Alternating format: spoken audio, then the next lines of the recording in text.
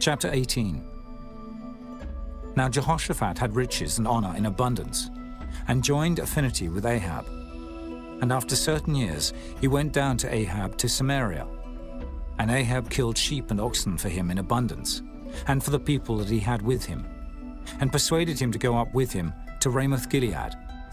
And Ahab, king of Israel, said unto Jehoshaphat, king of Judah, Wilt thou go with me to Ramoth-Gilead? And he answered him, I am as thou art, and my people as thy people, and we will be with thee in the war. And Jehoshaphat said unto the king of Israel, Inquire, I pray thee, at the word of the Lord today. Therefore the king of Israel gathered together of prophets 400 men, and said unto them, Shall we go to Ramoth-Gilead to battle, or shall I forbear? And they said, Go up, for God will deliver it into the king's hand. But Jehoshaphat said, Is there not here a prophet of the Lord besides, that we might inquire of him? And the king of Israel said unto Jehoshaphat, There is yet one man by whom we may inquire of the Lord, but I hate him, for he never prophesied good unto me, but always evil. The same is Micaiah, the son of Imlah. And Jehoshaphat said, Let not the king say so. And the king of Israel called for one of his officers, and said, Fetch quickly Micaiah, the son of Imlah. And the king of Israel and Jehoshaphat, king of Judah, sat either of them on his throne, clothed in their robes. And they sat in a void place at the entering in of the gate of Samaria.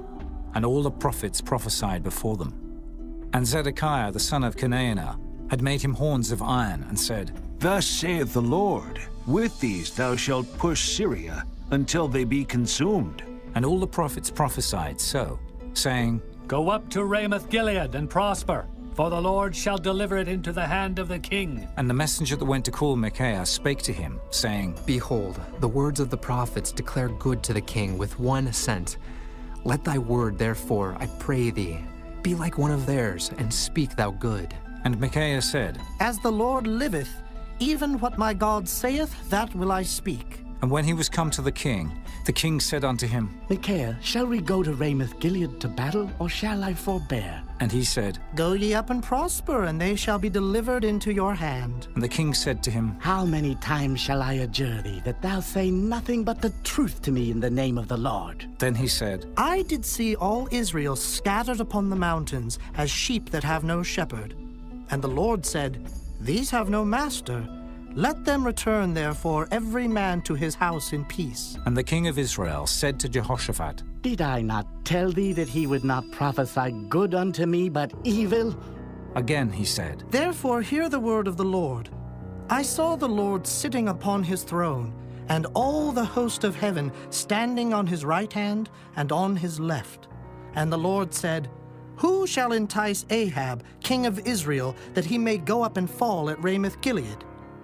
And one spake, saying after this manner, and another saying after that manner. Then there came out a spirit, and stood before the Lord, and said, I will entice him. And the Lord said unto him, Wherewith?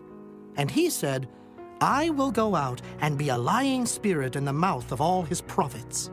And the Lord said, Thou shalt entice him, and thou shalt also prevail. Go out, and do even so. Now, therefore, behold, the Lord hath put a lying spirit in the mouth of these thy prophets, and the Lord hath spoken evil against thee.